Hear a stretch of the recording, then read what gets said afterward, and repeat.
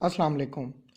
आज बयान व बदी व उरूज़ के सब्जेक्ट में हमारा मौजू है मजाज मुरसल। इल्म बयान के अज्ज़ाए तरकीबी चार हैं: तशबीह, इस्तारा, मजाज मुरसल और किनाया। और आज इन चारों अज्ज़ाए तरकीबी में से हम मजाज मुरसल के हवाले से तफसील से बात करेंगे। मजाज मुरसल पर गौर करें तो ये तरकीब दो अल्फाज से मिलकर बनी है। मजाज से मुराद किसी लफ्ज़ का वो माना है जो हकीकत से हट कर लिया जाए, और मुरसल से मुराद भेजने वाला या अरसाल करने वाला है। मजाज मुरसल में चूंकि मजाज खसूसी अहमियत का हामिल होता है, इसलिए इसकी इल्मे बयान की रोशनी में तारीफ करने से पहले बाहवाला लफ्ज़, हकीकत और मजाज का फ़र्क समझना बहुत ज़रूरी है। तरक्की उर्दू ब्यूरो नई दिल्ली की किताब दरसे बलागत में डॉक्टर सादिक का एक मज़मून इल्मे बयान के उन्वान से शामिल है। ये मज़मून अपने मौजू के एतबार से निहायत उम्दा और मुफीद मालूमात लिए हुए है। इस मज़मून में डॉक्टर सादिक हकीकत और मजाज का फ़र्क इस तरह बयान करते हैं। हर लफ्ज़ किसी मखसूस मानी के लिए वज़ा किया जाता है। अगर किसी लफ्ज़ से उसके वही मानी मुराद लिए जाएं जिसके लिए उसे वज़ा किया गया हो तो उसे हकीकत कहते हैं। लेकिन अगर उससे हकीकी मानी के बजाय ऐसे मानी मुराद लिए जाएं जो लफ्ज़ को लाजिम तो हों, लेकिन इल्तिज़ाम ये रखा जाए कि उस जगह वो लाजिम मानी मुराद नहीं, तो उस लफ्ज़ को मजाज कहते हैं।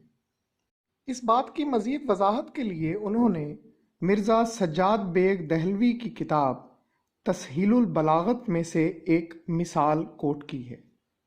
मसलन लफ्ज़ गुलदस्ता को जहन में रखिए। अब एक शख्स के दाएं हाथ में फूलों की डालियां एक डोरे से बंधी थीं। ये गुलदस्ता था। बाएं हाथ में एक मुख्तसर सी किताब थी जिसमें असातिज़ा के मुंतखब अशार जमा थे। उस किताब का नाम गुलदस्ता था। इस तरह उस शख्स के एक हाथ में हकीकत और दूसरे हाथ में मजाज था। क्योंकि फूलों की डालियों के मजमूए पर गुलदस्ता का इत्तलाक हकीकत है और अशार के मजमूए की हैसियत से लफ्ज़ गुलदस्ता के ये मानी वज़ी हैं। इस किताब में न फूल हैं न पत्ते, लेकिन इसको गुलदस्ता इस सबब से कहा है कि अशार की रंगीनी, शगुफ्तगी और ताजगी के बायस उन्हें फूलों की रंगीनी और ताजगी से तशबीह दे सकते हैं। ये एक सूरत मजाज की है। इल्मे बयान की इस्तिलाह में मजाज मुरसल की तारीफ़ समझने के लिए बेहतर है कि इसे इस्तारे की तारीफ़ के साथ रखकर देखा जाए। कोई लफ्ज़ जो अपने हकीकी मानी की बजाय मजाजी मानी में इस्तेमाल हो और उसके हकीकी और मजाजी मानी में तशबीह का ताल्लुक़ हो तो उसे इस्तारा कहते हैं। लेकिन अगर कोई लफ्ज़ अपने हकीकी मानी की बजाय मजाजी मानी में इस्तेमाल हो और उसके हकीकी और मजाजी मानी में तशबीह के अलावा कोई और ताल्लुक़ हो तो उसे मजाज मुरसल कहेंगे। मसलन एक जुमला मुलाहिज़ा कीजिए, मैं आटा पिसवाने जा रहा हूँ। अगर आप गौर करें तो इसमें लफ्ज़ आटा मजाज मुरसल है, क्योंकि दरअसल गंदम पिसवाई जाती है ना कि आटा। लेकिन यहाँ आटा कहकर इससे गंदम ही मुराद लिया गया है, हालांकि आटा और गंदम में कोई तशबीह की सूरत भी मौजूद नहीं। अब एक दूसरी शेरी मिसाल देखिए। बशीर बदर का शेर है, ज़िंदगी तूने मुझे कब्र से कम दी है ज़मीं, पाँव फैलाऊं तो दीवार में सर लगता है। इस शेर के दूसरे मिसरे पर गौर करें तो इसमें लफ्ज़ पाँव मजाज मुरसल है, क्योंकि कभी भी पाँव नहीं फैलाया जाता बल्कि टांगें फैलाई जाती हैं। लेकिन यहाँ पाँव फैलाने से मुराद टांगें फैलाना ही लिया गया है। अब हम मजाज मुरसल की इकसाम पर बात करेंगे। इल्मे बयान के माहिरीन ने मजाज मुरसल की कुल 24 इकसाम बताई हैं, लेकिन अमूमन उनमें से 8 से 10 अहम इकसाम का ही जिक्र किया जाता है। یہ اہم اقسام ملاحظہ کریں۔ پہلی دو اقسام کا تعلق جزو و کل میں لیے جانے والے معنوں سے ہیں۔ پہلی دیکھیے، جزو کے لیے وضع کیا گیا لفظ بول کر کل مراد لینا۔ مثال دیکھیں، ہم قرآن اور حدیث پر عمل پیرا ہو کر ہی اچھا مسلمان بن سکتے ہیں۔ اگر آپ اس جملے پر غور کریں تو اس میں لفظ حدیث، جو دراصل جزو کے لیے وضع کیا گیا ہے، بول کر تمام احادیث یعنی کل مراد لیا گیا ہے۔ دوسری مثال خاور احمد کا ایک شعر دیکھیے، میرے لہو سے جس کے برگ و بار میں بہار ہے، وہی شجر میرے لیے صلیب کیسے ہو گیا۔ اس شعر کے پہلے مصرے میں برگ و بار پر غور کیجیے۔ برگ سے مراد پھول کی پتی اور بار سے مراد پھل ہے۔ یہ دونوں الفاظ جو دراصل جزو کے لیے وضع کیے گئے ہیں، یہاں کل کے معنوں میں استعمال ہوئے ہیں، یعنی یہاں برگ و بار سے مراد اس شجر پر لگنے والی تمام پتیاں اور تمام پھل ہے۔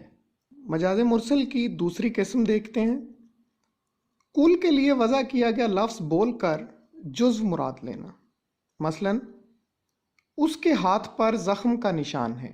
اس جملے پر غور کریں تو یہاں لفظ ہاتھ، جو دراصل کل کے لیے وضع کیا گیا ہے، بول کر ہاتھ کے کسی ایک حصے کی طرف اشارہ ہے، کیونکہ یقینی طور پر زخم پورے ہاتھ پر نہیں ہو سکتا، بلکہ ہاتھ کے کسی ایک حصے پر، کسی ایک انگلی پر، ہتھیلی پر یا ہاتھ کے پچھلے حصے پر ہوگا۔ دوسری مثال مرزا غالب کے شعر کی دیکھیے، اور بازار سے لے آئے اگر ٹوٹ گیا، ساغر جم سے میرا جام سفال اچھا ہے۔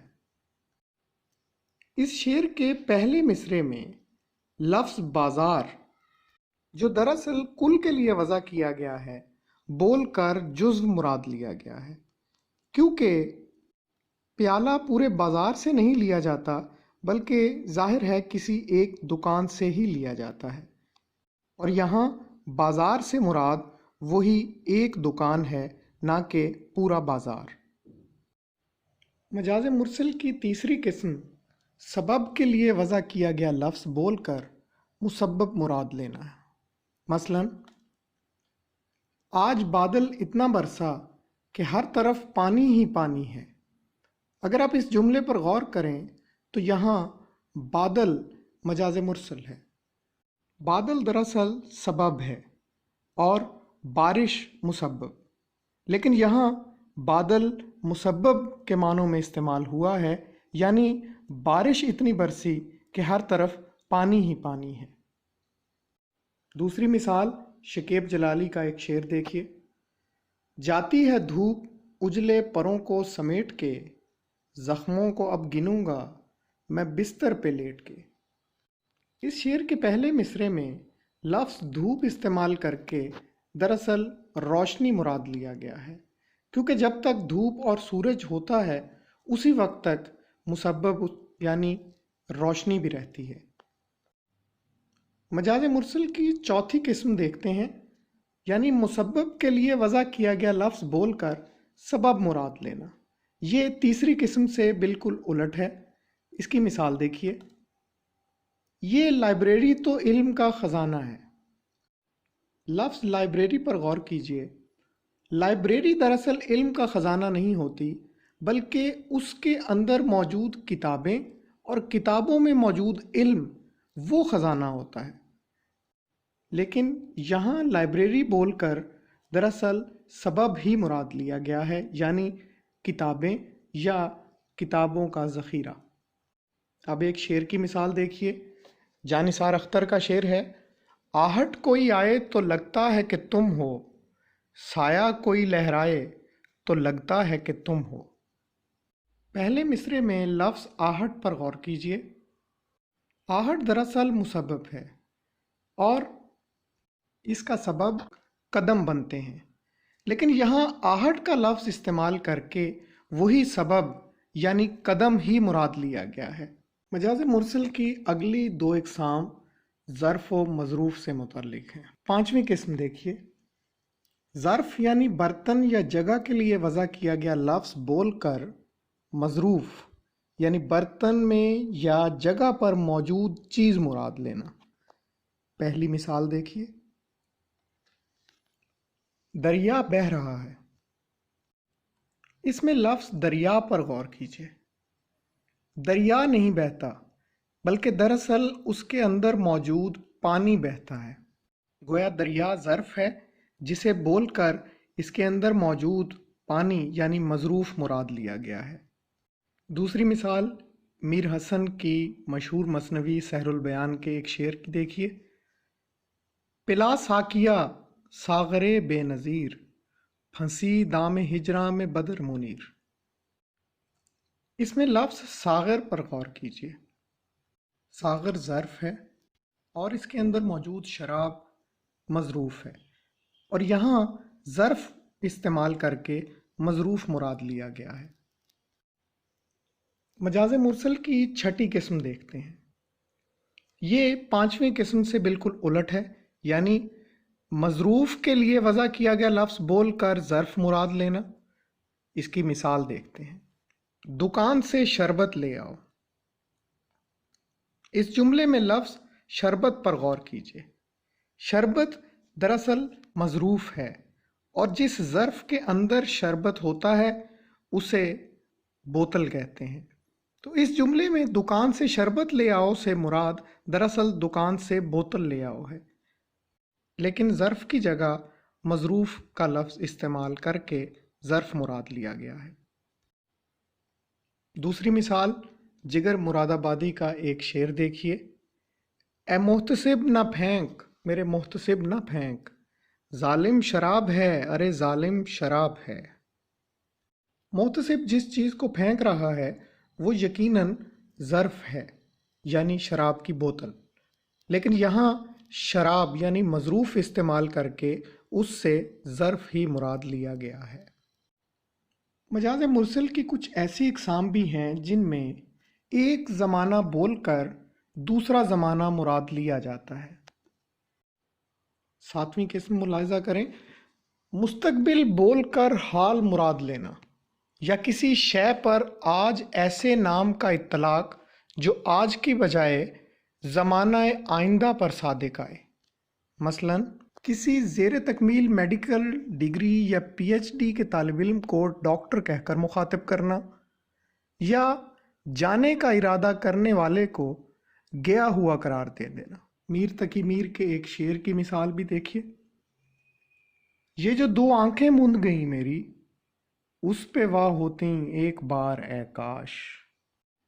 اس شعر کے پہلے مصرعے پر غور کیجیے، شاعر ابھی زندہ ہے لیکن مستقبل میں آنکھیں مند ہونے کے بیان کو زمانہ حال پر لاگو کیا گیا ہے۔